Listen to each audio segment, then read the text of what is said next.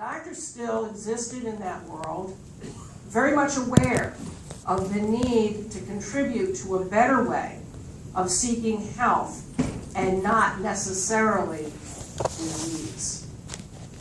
So, Dr. Still was called a heretic by some and a genius by others. He listens to neither and sets out to change the face of healthcare by offering it to the world as the science of osteopathy. The struggles and battles he and his followers fought against great odds ensured for the generations to follow, including you and I, that osteopathy would provide a rational, patient-centered approach to finding health, because as he said, any fool can find disease. Dr. Still's early followers were inspired by that rational philosophy and armed with osteopathic principles that we still hold dear today, that the body is a unified whole, that the body has the innate ability to heal, that structure and function are interdependent and interrelated, and that a rational treatment plan relies on all of the above. It is based in this very same day as we are practicing, as we are learning on those very same principles. Encouraged by a desire to relieve human suffering, they created hospitals and clinics, founded schools, and challenged mainstream medical teachings. A firm commitment to the philosophy and principles of osteopathy guided the fight for practice rights, for hospital privileges, and expansion of our schools. When challenged by the need for medical education reform, the profession answered by making changes and strengthening our schools, and our growth continued. Being denied service as physicians in World War I, DOs provided care at home here on our own soil and strengthened their role as primary care physicians. Osteopathic care saved many lives during the 1918 influenza epidemic. Persistence in the fight for recognition as commissioned officers in the military ended successfully in 1966, and in 1997, the first osteopathic Surgeon General of the Army was installed. We are a persistent bunch. There have been challenges that have threatened our survival throughout the years. Yet each time we rose to meet them. We have changed, been innovative, and continued to expand, all the while guided by osteopathic philosophy and principles. We have been gradually affecting medical thought and care, just as Dr. Still intended. Just yesterday, and I don't know if some of you have received this blurb, that I received a link to the announcement of the Primary Care Initiative. Has anybody else here received that or knew anything about it? Well, the Primary Care Initiative is a collaboration of multiple primary care groups, and they were announcing their new campaign. And their campaign is called Health is Primary. Catchy? Now that sounds awful familiar. Dr. Still must be smiling. I just love little things like that. So look for it. Do read about it. We have affected how people perceive things. Now we have reached a critical mass. There are enough of us out there that we're actually making more overt contributions. We're being noticed. We're being called upon to do things. Because there's more of us out there, we can't be ignored as much. By the expansion of our numbers came challenges to find residencies for our graduates. And that leads us to where we are today. ACGME programs train large numbers of our graduates because we don't have enough osteopathic programs to service the need for many different reasons. Hospitals closing, hospitals merging, not having enough faculty. Many reasons came to bear on the closing of truly osteopathic programs.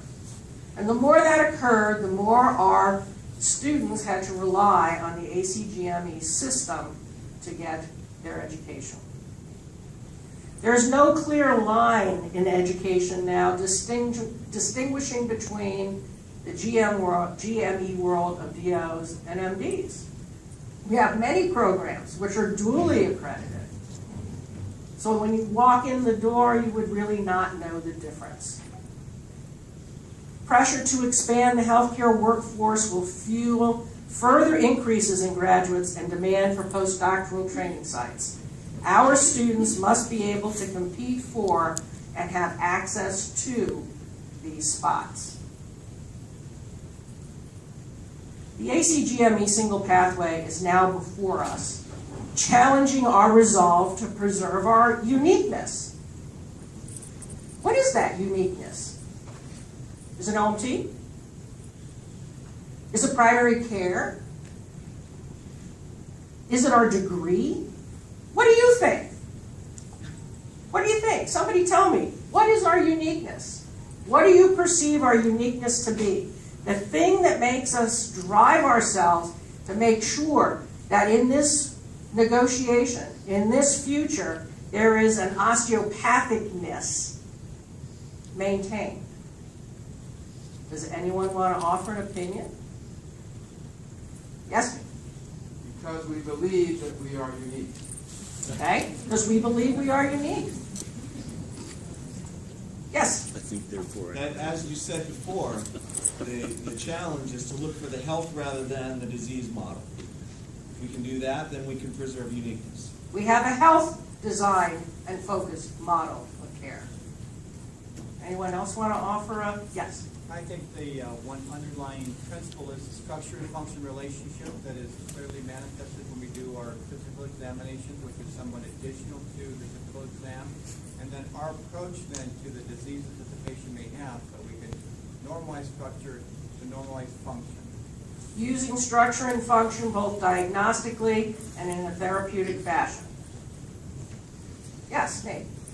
Treating patients, not a problem. Patient focused. Michael? Use of the musculoskeletal system has access to homeostasis and to the mind-body-spirit.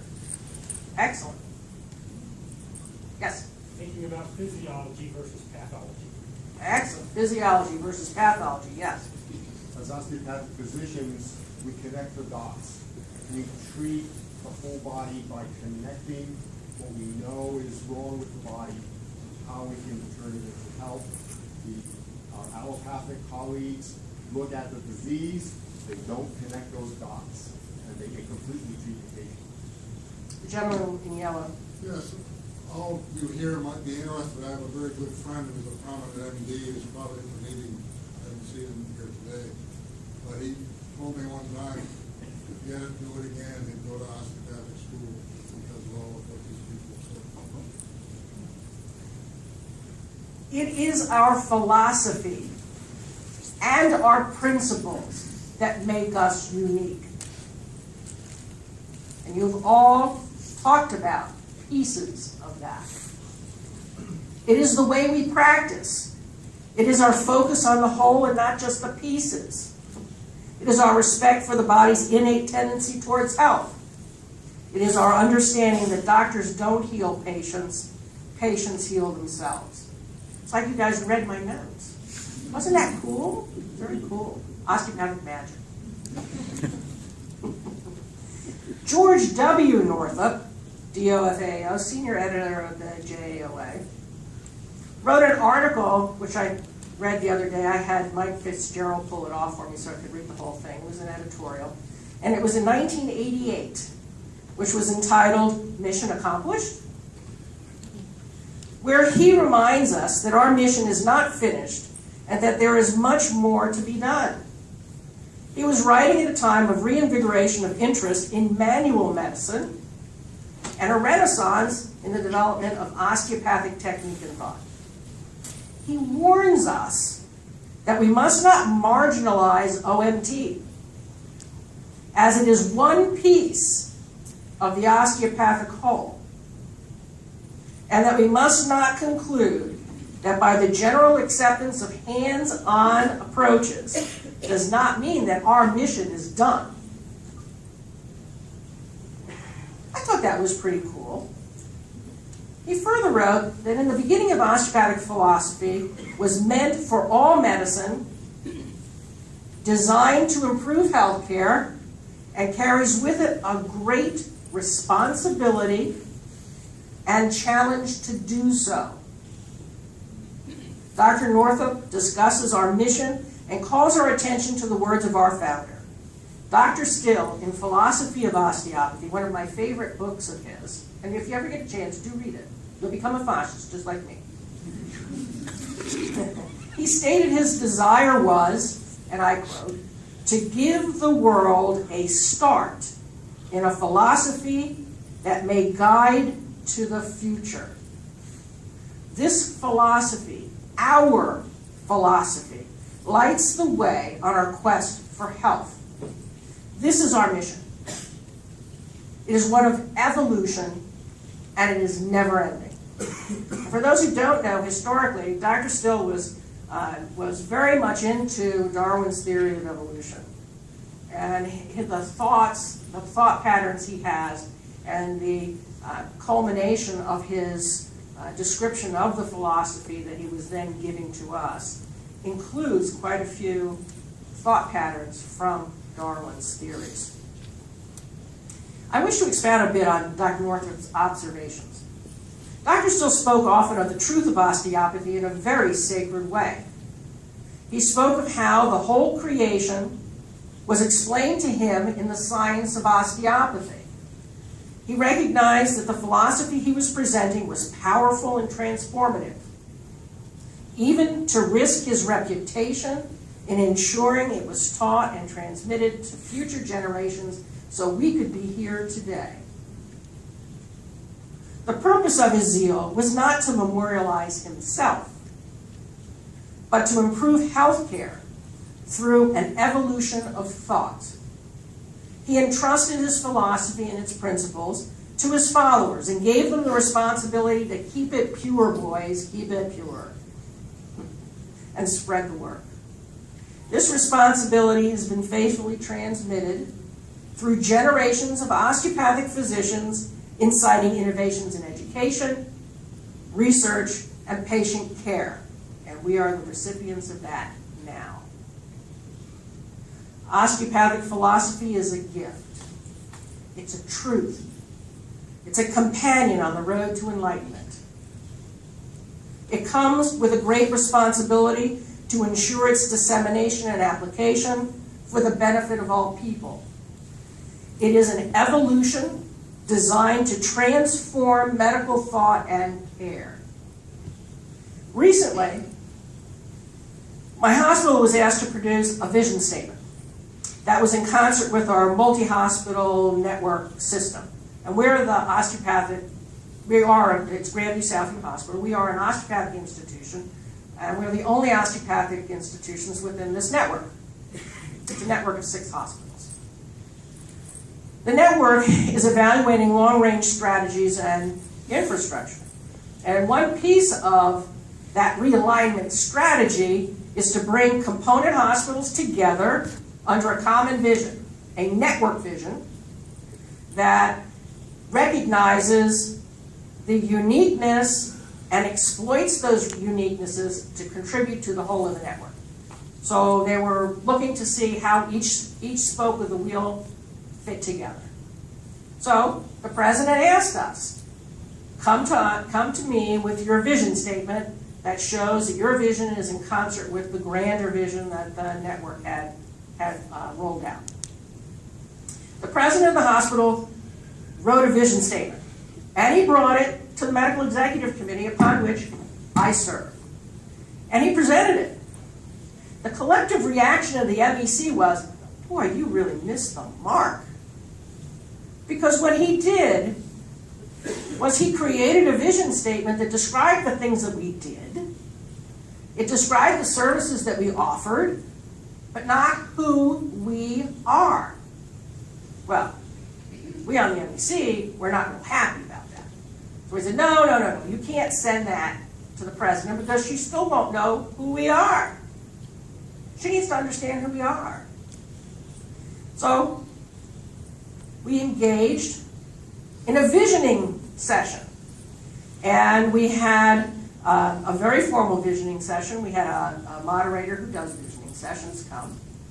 And we engaged physician leaders, staff members, nurse managers, administrators, and one governor on the board of the hospital. It was osteopathic magic. It was just stunning. It was just like you guys here today. Here was a diverse group of DOs of different disciplines. We had an MD department chair who fully admitted he was a DO wannabe. We had nurse managers and administrators and even a hospital board member and businessmen coming together to create this vision statement. And the correlations between the views of each of these individuals was astounding. There was no contentious discussion. There was a love fest. I was overcome with pride as this process unfolded. I had not seen my colleagues express these deep feelings about this profession ever. And I've been on staff for 33 years. I'm old.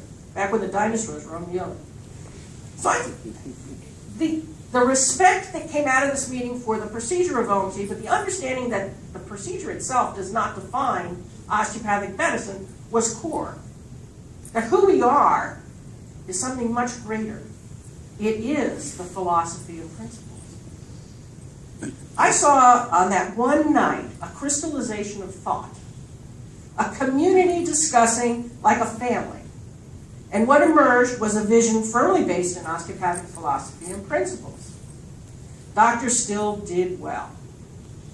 Osteopathic philosophy and principles are woven into the fabric of our physicians, attract admirers and imitators, and affect those we work with. 3 of us, 2 physicians and 1 administrator, the president, met with the president of the network to present our vision and explain how our vision was in tune with the grander vision and all that kind of stuff. And we did, and we made the presentation. It was very nice. And after we made the presentation of the vision, and our sense of how it resonated with the network, she asked us, why should we remain in the network? Well, seeing our surprise, because we were totally taken aback by that one, she added that she had never dealt with an osteopathic hospital before or large groups of osteopaths. She was not being discriminative, she just was ignorant, and she had fully admitted that. And she wanted to know who we are and how we differ. Well, her previous experiences had led her to believe that when you deal with a minority group, they tend to be insular and self-serving. And she was trying to create a cohesive team of hospitals, and she didn't want to have someone in that group that was going to be disruptive and self-serving. So came her question. It was a legitimate question. So our delegation launched into a mini lecture on osteopathic philosophy and practices, and on our hospital's historic excellence through education as a mission. We drew her attention to our graduates who are sprinkled throughout the network. How many of you have either known someone or been at Grandview Medical Center for their training? Raise their hand. There you go. We're everywhere. We're everywhere you want to be. We're sprinkled throughout the network, the state, the nation. How our physicians are involved in network-level activities to offer leadership in quality and information technology presently within the Kettering Health Network. How our staff members are contributing to our state, specialty, and national organizations, often in leadership positions. After some further clarifying questions were answered, she announced to us that you are what healthcare is looking for right now. And you don't even need a culture change to get there. Well, that was nice. So her observation surprised me. It was a correct observation, of course, but it still surprised me. In our brief discussion of osteopathic philosophy and principled approach to healthcare and disease, she understood our core. She understood our founding principles continue to guide us, not wishing to be separate, but endeavoring to improve the whole of medicine. Our mission was revealed. This story illustrates how our osteopathic philosophy has created for us a society. To belong, you must acknowledge our founders' principles and express them all the way through your career and your life. Norm Gevitz spoke about this often. We are not just a social movement here to incite change and then fade away. We have a mission that perpetuates our motion. As Dr. Northup pointed out in his editorial, one that has no end as it continually points to the future. We are change agents, sometimes overtly, sometimes in the shadows, always motivated to complete the mission of seeking health. Ever evolving, focused on improving health care, standing firm on our principles. We feel comfortable in our shared philosophy, and we come together as a family, just as we are here today in OMED. You get a feeling of welcomeness. You're part of a family.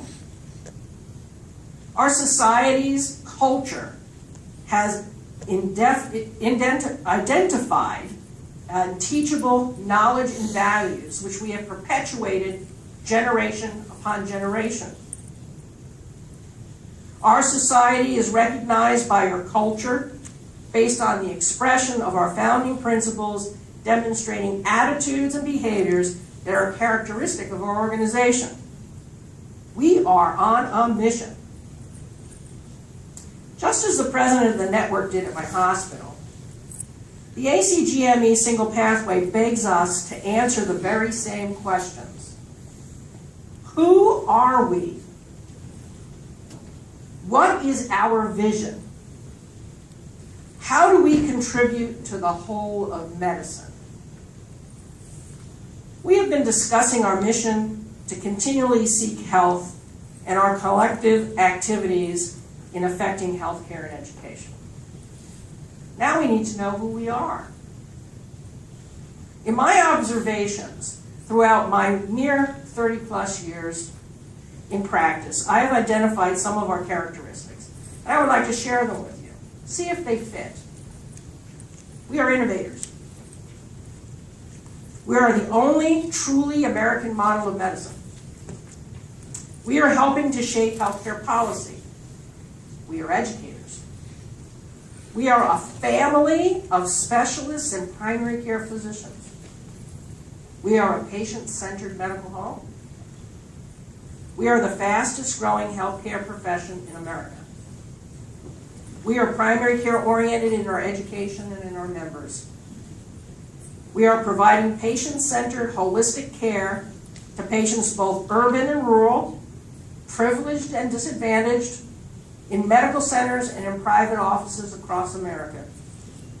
We are what America needs today to fuel a paradigm shift away from disease-focused, specialty-driven medicine to the osteopathic focus on health through coordinated care between specialists and primary care.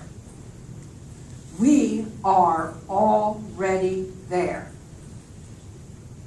We are a fully developed philosophy of healthcare, polished in the fiery crucible of adversity, always embracing health as the goal with the patient at the center.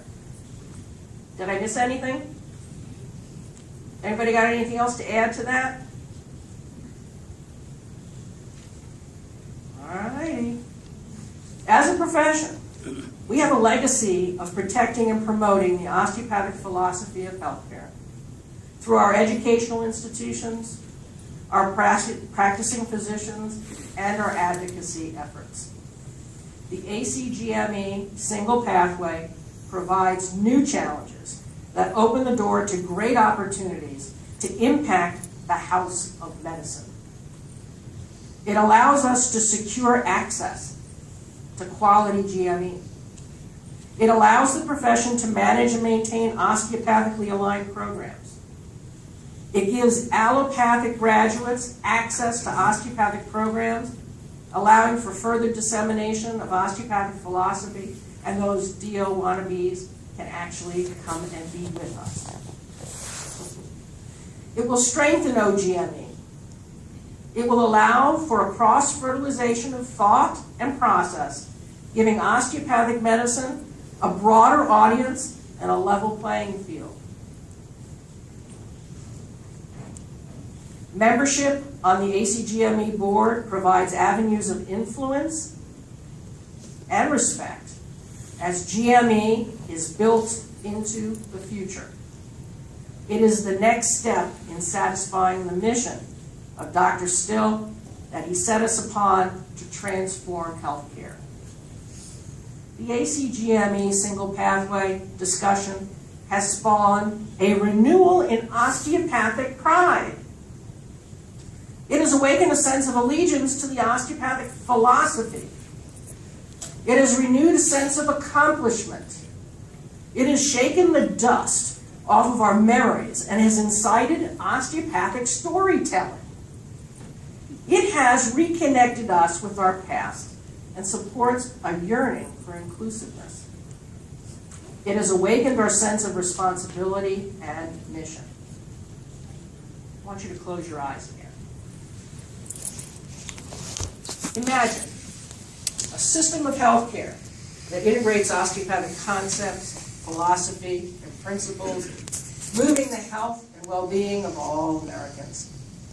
A system that guides an evolution throughout the whole of the house of medicine that results in improved quality of life and health throughout the world. You may open your eyes again. Look around you. You're the ones who are going to make that happen. The time is now to take hold of the vision and act. We stand on the shoulders of greats who have prepared the way for this moment in time. It is our destiny. Do we have the courage to continue to embrace osteopathy's mission? Are we ready to embrace the responsibility and engage opportunities and challenges our osteopathic philosophy and its mission places before us? Dr. Still and the unbroken chain of osteopathic physicians that stretch through time from him to you want to know. Are you ready to lead? Thank you.